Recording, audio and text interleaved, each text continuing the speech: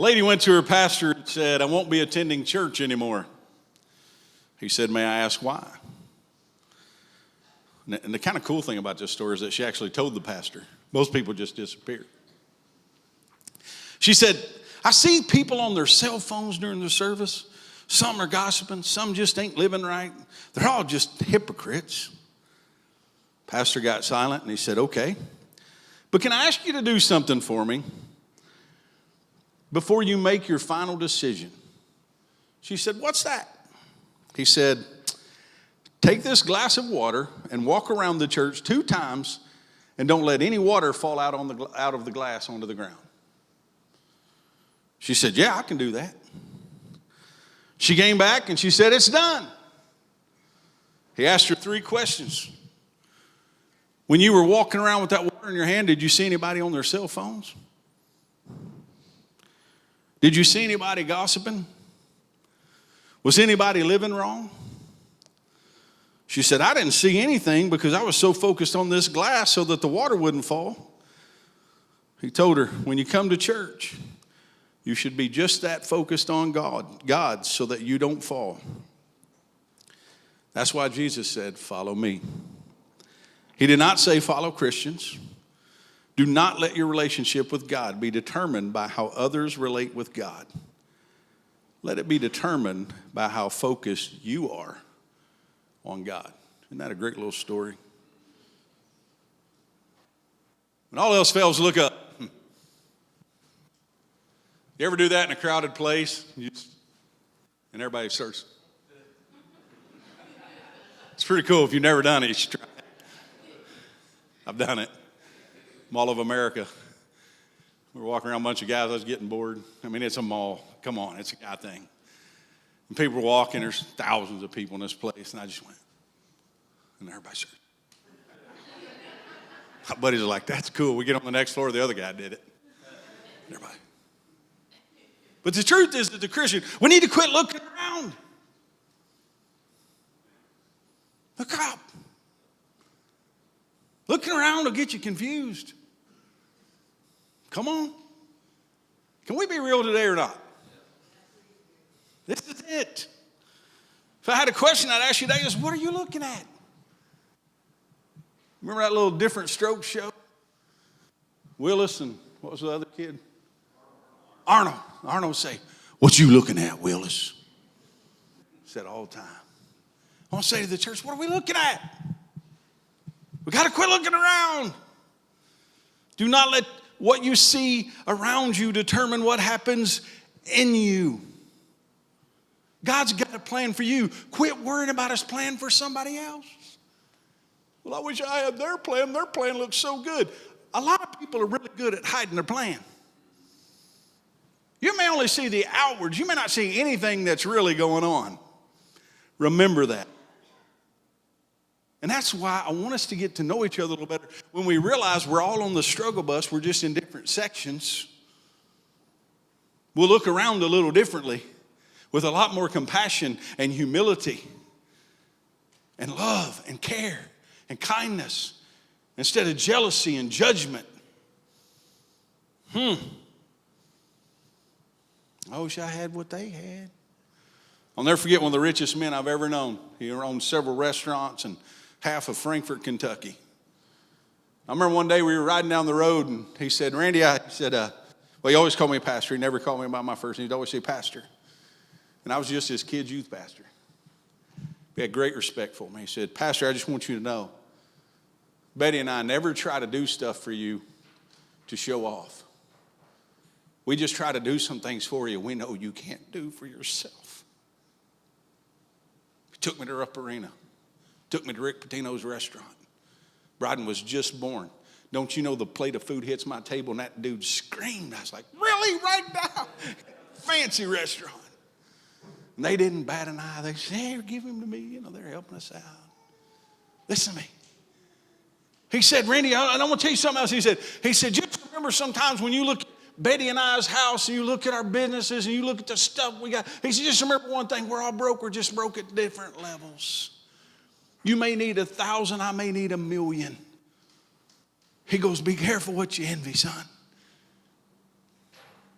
What a lesson for a young kid making $25,000 a year as a youth pastor, thinking I'd hit the lottery, you know. At that time, that was big money for a youth pastor. Before that, I made $200 a week. And they thought they were doing me a favor. I told you that I was a youth pastor too long. That's why I don't have retirement in my plan. Listen to me. I learned from him that sometimes we look around and we see things, but folks, we don't know the price that people have to pay to get what they got. And it may not be the price you're thinking. I wish I was blessed like them. You may be blessed better than them. You just don't know. Quit looking at others and doing the comparison salvation. Well, compared to them, I'm doing pretty good.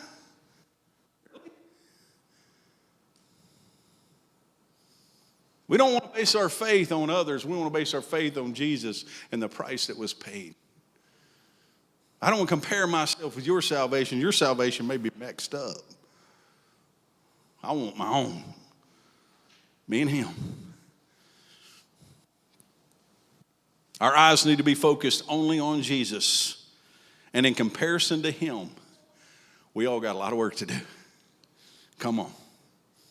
That should be our guide. So what are you looking at? I need to be able to say this. I used to be able to say this with the same sarcasm as Arnold, but I don't mean it mean today. I'm being in a kind way. What are you looking at? Be careful what you're looking at. I want us to look at the story of Peter walking on the water. I know we've used it before and you've heard this story all your life, but it's still so fitting, and there are people who refuse to look at anything other than the storm that they are in as an excuse not to move forward with God. Or they allow someone who supposedly represents him get them off track. Let's read it. Matthew 14:25 through 33. During the fourth watch of the night, Jesus went out to them walking on the lake. That's a cool story if you stopped right there.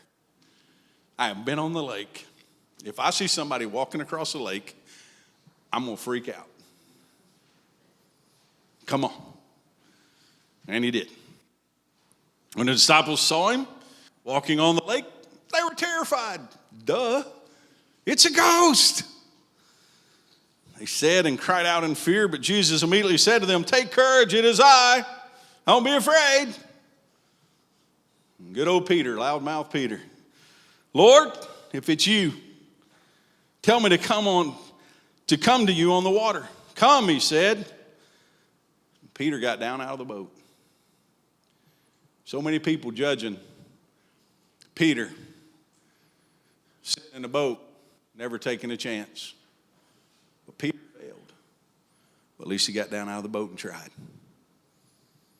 Think about that for a minute.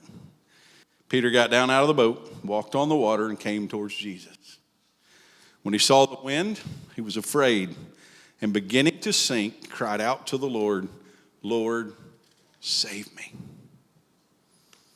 Immediately, Jesus reached out his hand and caught him. "You of little faith," he said, and I think he said it with a chuckle.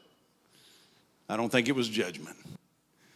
I think he was laughing because he's wet. You could have stayed on top if you'd have kept your eyes on me, but if you want to look around at all the stuff, you're going to get wet. Now you're going to freeze in the boat because the wind's blowing. Why did you doubt? When they climbed in the boat, the wind died down. Then those who were in the boat worshiped him, saying, "Truly, you are the Son of God." The question is the same. What are we looking at? It's so easy to get our eyes off of Jesus and onto anything and anyone else. What are you concentrating on? Are your eyes on Jesus or the waves crashing around your feet? Focus on Jesus like the lady in our story focused on the water and not spilling it. Have you ever noticed how Satan makes everything you're going through look bigger and worse than it really is? He magnifies it. Satan and his imps have magnifying glasses. They take the stuff you're going through and enlarge it. Remember, Satan is a liar and the father of all lies. He is the author of confusion. How does he do it? He takes what you're going through and he makes it bigger than it really is. Half the stuff we worry about never happens. Psychologists tell us that 90% of the people that they see are worried about stuff that has never happened and will never happen, but they're worried, what if? That's a good way to make a living. You come see me, pay me $100 and something an hour. Now, I listen to you. I tell you the same thing every time. You never change. You just keep coming back, giving me money. Cha-ching, cha-ching, cha-ching. I think I could retire if I'd have been one of them instead of this. Think about it. And I'm not saying there's no need for counseling. Folks, everybody needs some counseling. We go to counseling. I get it. But if you ain't growing through it, if you're not getting better, and you just keep doing the same thing because it's magnified, or you worry about the what ifs. My grandma did that. I've told you she was the worry ward of the family. Grandmas just seem to do that. Grandmas. I'm not looking at any one of you. I'm looking at all the grandmas. Why? Oh, what if? What if? What if? What if it don't? Well, what if it does? So worry about it. Let Satan magnify it. Get your eyes off the water. Get your eyes on the storm. See how that works out for you. It's good preaching. I don't care if you say amen or not.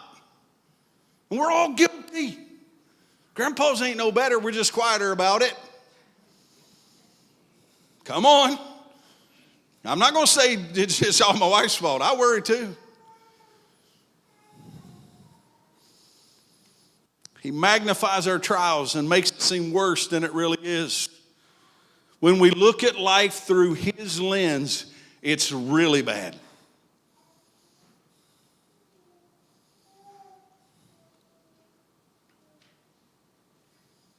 Whose glasses you got on today? The author of confusion, the one who comes to steal, kill, and destroy your life. Because if you're listening to his voice, he's going to make it worse than what it is. Life is over. I'll never get beyond this. When we keep our eyes fixed on Jesus, there's always hope, no matter how bad the report. Why do we look at anything else? Okay, preacher, what am I supposed to be looking at? Glad you asked. Hebrews chapter 12, verses 1 and 2. Therefore, since we are surrounded by such a huge crowd of witnesses to the life of faith, let us strip off every weight that slows us down, especially the sin that so easily hinders our progress. And let us run with endurance the race that God has set before us.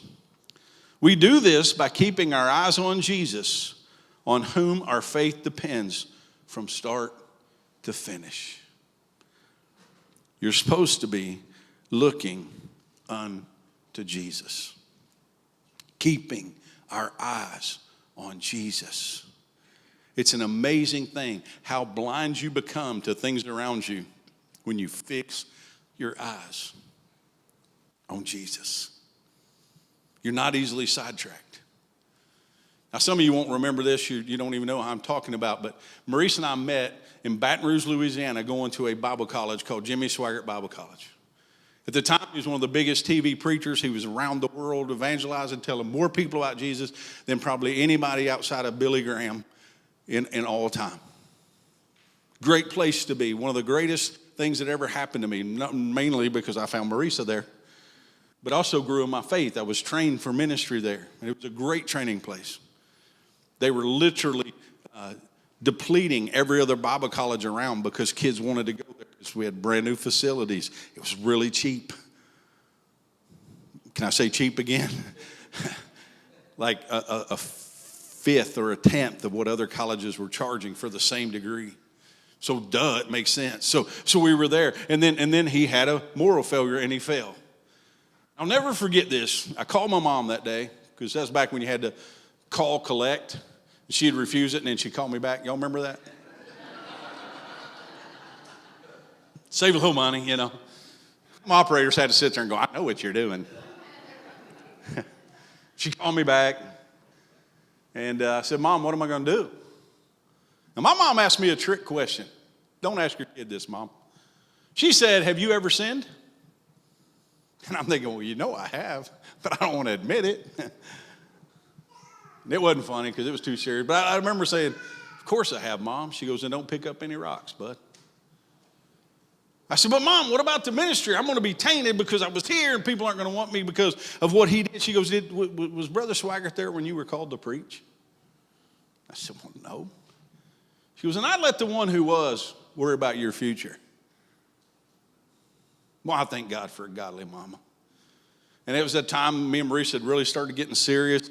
And we'd sit down in the hallway because we couldn't go in each other's rooms. They had really strict rules. I had to wear a tie every day. What were they thinking? Come on. I don't even wear a tie to a funeral anymore. We had to wear ties and dress pants and dress shirts, and it was Baton Rouge. It was 1,000,000,000 degrees and 100% humidity every day. You just sweat like a hog everywhere you went. Just air conditioning didn't work half the time, it felt like. But I remember going through that, and me and her just being lovebirds in the hallway, and people going, you want to go watch the TV? I said, well, what's on TV? Oh, the prostitute's on. Who cares? Who cares about that? Why are we looking at that stuff instead of keeping our eyes and the focus on what God's called us to do? I mean, one of the things he called me to do was to marry that woman. Now, she was still wrestling. She hadn't heard from Jesus yet. I was working on that. Hold her hands to the Lord, open her eyes. Let her see me and you, Jesus. That's it. That's all I want her to see. You laugh. And with some serious prayers.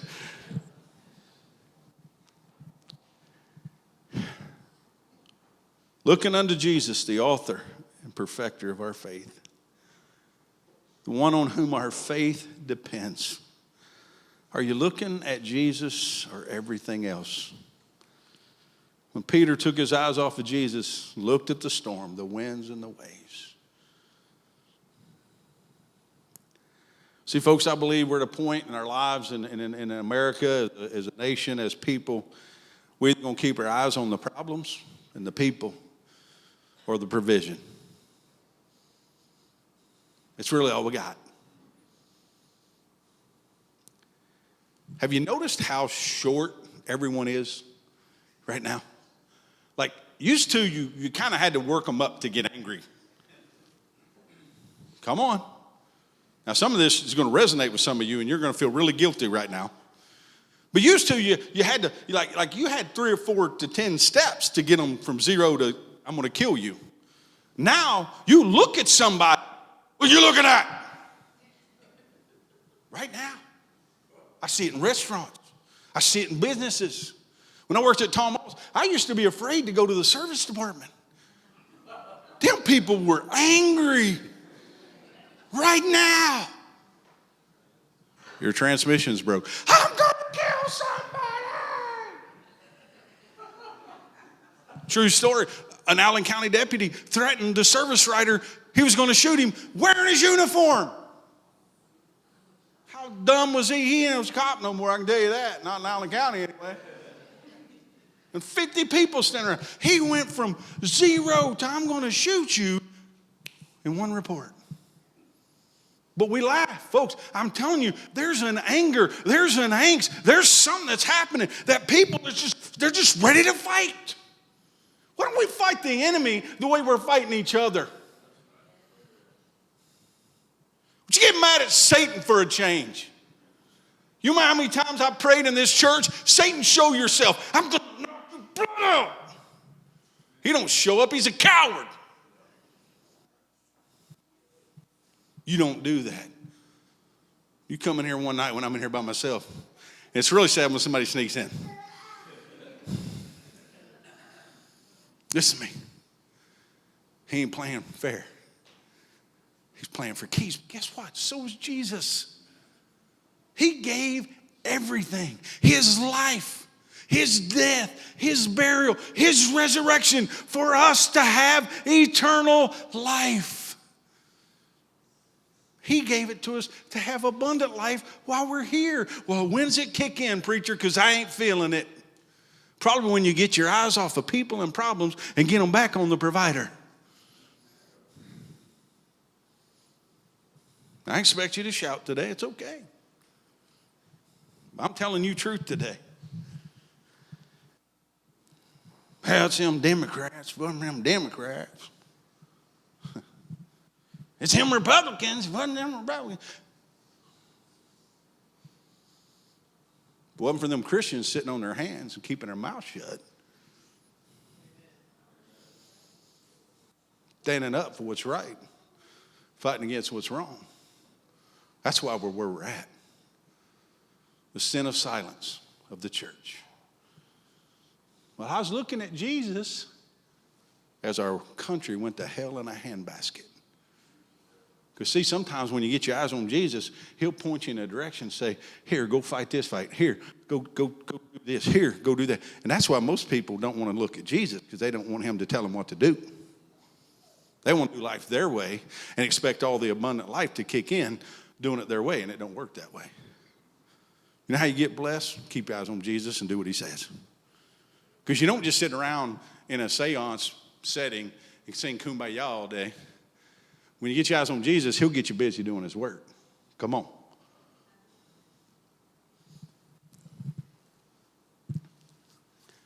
Don't get sidetracked. Stay focused on him. It happens so easily, and by the time we wake up, we're sinking. And it's self-inflicted. All we did was get our eyes off of Jesus and onto the problems, onto other people, onto other stuff. And boom, boom, sink. It can happen in the good times. It can happen in the bad times. I remember Jim Trussell saying one time after they had won the national championship, he said, people almost always learn from failure because they don't want to repeat it. Unfortunately, we don't always learn from our success, so it's rarely repeated. But think about that. There's very few repeat champions. They win once, they get the arrival syndrome, and they just don't do what it took to stay there. And the next year, they don't even make the playoffs. Happens all the time. And I'll never forget him saying that. I said, wow. He goes, we almost always learn from our failures because we don't want to repeat it. Duh. But we don't always learn from our successes, so they're rarely repeated. We need to learn to be successful in Jesus by keeping our eyes on him, because Satan wants to trip us up in the good times. When we succeed, we can take our eyes off of Jesus and say, wow, look what I did. Forgetting the only reason we're here is because he brought us here. I've been guilty, folks. Don't look at me like that. We're all guilty. We've done it. He's blessed us, and we took the credit for it.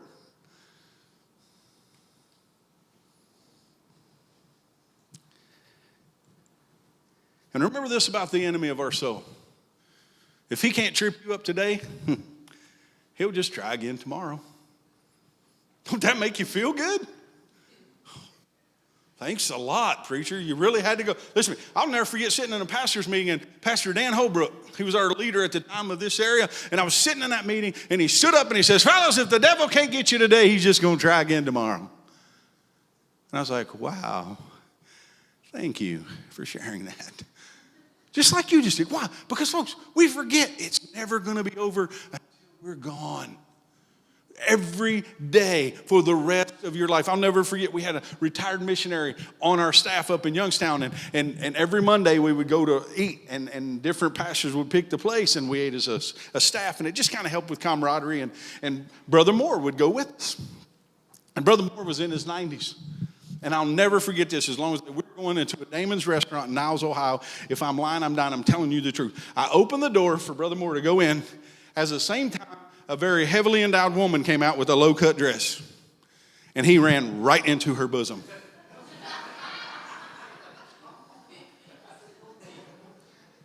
And it was everything I could do not to fall out laughing, but then I felt really bad, like I did that. I did not mean to, but somehow I'm responsible. And he backs up. I said he's in his 90s, folks, listen to me. He backs up and he goes, whoa. And Pastor Alford, I'll never forget, leaned over and he says, Brother Moore, how old you got to be when that don't bother you no more? And he goes, I don't know.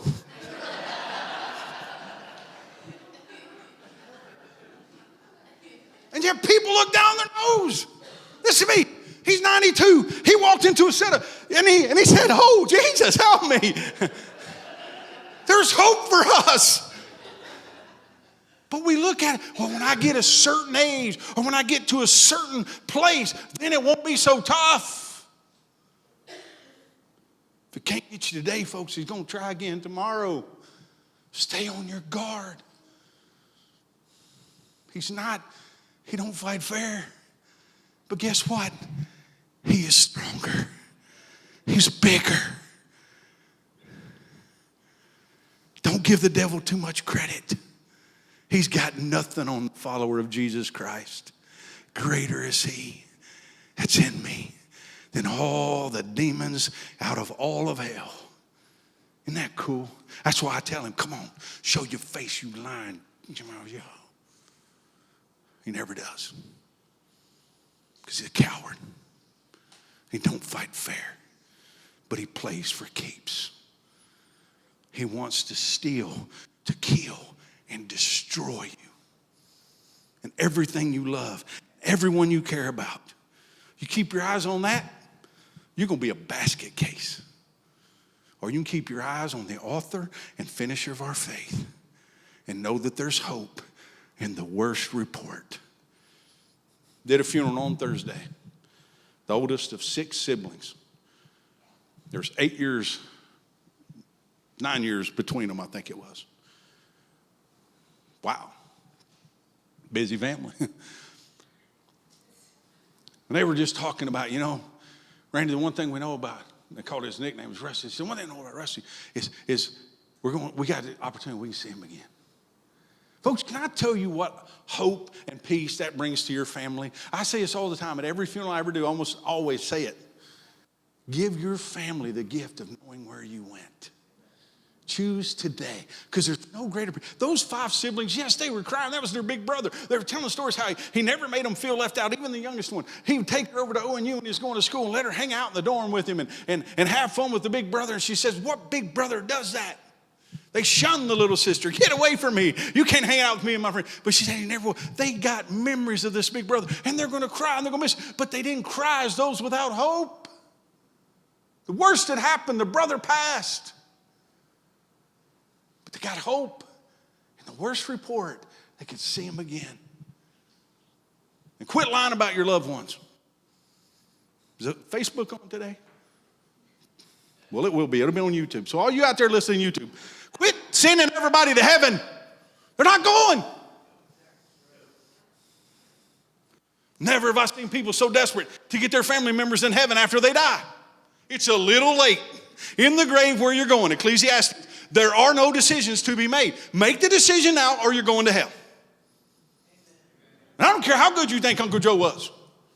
If he didn't have Jesus, Uncle Joe ain't going to heaven. If everybody's going to heaven, we don't need to be here. Jesus didn't need to die on a cross. You're watering it down. You're dumbing it down because your heart's broken because you know unless you go to hell, you can't see Uncle Joe. And I'm not mean. I don't stand at a funeral and say, oh, Uncle Joe, he went straight to hell. I'm not that preacher. I don't touch it because I don't know. Who knows? God, and he ain't telling. Come on. I told you a story last year. Seen 4 grown men spend an hour trying to convince the preacher of the funeral, which they had never met me before that moment, that their dad went to heaven because when they pulled out a stack of newspapers off a shelf, a tract from the Catholic Church with the picture of Jesus on it fell on the floor, and that was their sign from God that dad was in heaven. And Ruth, I listened to him, and my heart went out to him. Because you know what I heard? A bunch of desperate children trying to make sure dad was going to be okay. And it broke my heart. Steve, I want a little more proof. Come on. I want to know that dad is in heaven. And I could say today, my dad died in October, and I cried, and I miss him. I still try to call him all the time. But I don't miss him like some miss, because you know what? For a long time, my dad was a prayer request. My dad was far from God. I laid him many a night and cried, God, wake him up. And he did. And I have the pleasure of knowing my dad is with Jesus. And if there's airplanes, he's flying them. Listen to me. Folks, we got to get it right now, not someday. Young people, don't wait for someday. You do it right now because your friends need to see somebody getting it right. And man, if you don't appreciate the young people that come to our church, shame on you. Most churches are devoid of young people and children. Young people, I commend you. The world's telling you it's all a lie. It's not truth. I'm going to tell you right now, they're all liars, and this is truth. Don't forget it. And don't you give up. Church family, we gotta get our eyes back on the only thing that's going to get us through. Psalms 121, verses 1 and 2 says, I lift my eyes to the mountains. Where does my help come from? I was in West Virginia earlier part of this week, and they got some mountains. I felt so much at home, I can't tell you. I even started talking hill again, didn't I, Eric? It's pretty bad. They were making fun of me. My accent came right back. Talking to people from West Virginia. I looked up the mountains. Where does my help come from? My help comes from the Lord, the maker of heaven and earth. How do you look unto Jesus? Read his word. There's help in there. It's summertime. If ever there was a good time to pick up the good book and start reading, it'd be right now. Nothing else works quite like reading the story to build your faith, knowing what he did for others, he wants to do for you. You got to pray. Talk to God.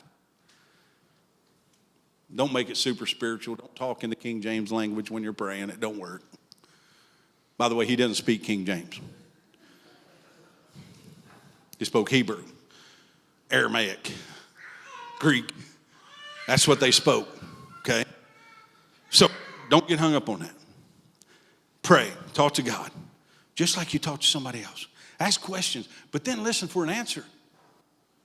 How you like talking to somebody that talks the whole time and says, okay, have a great day. That's what we do in our prayers. Hey, God, I need this, protect them. Do that. Oh, have a great day, God.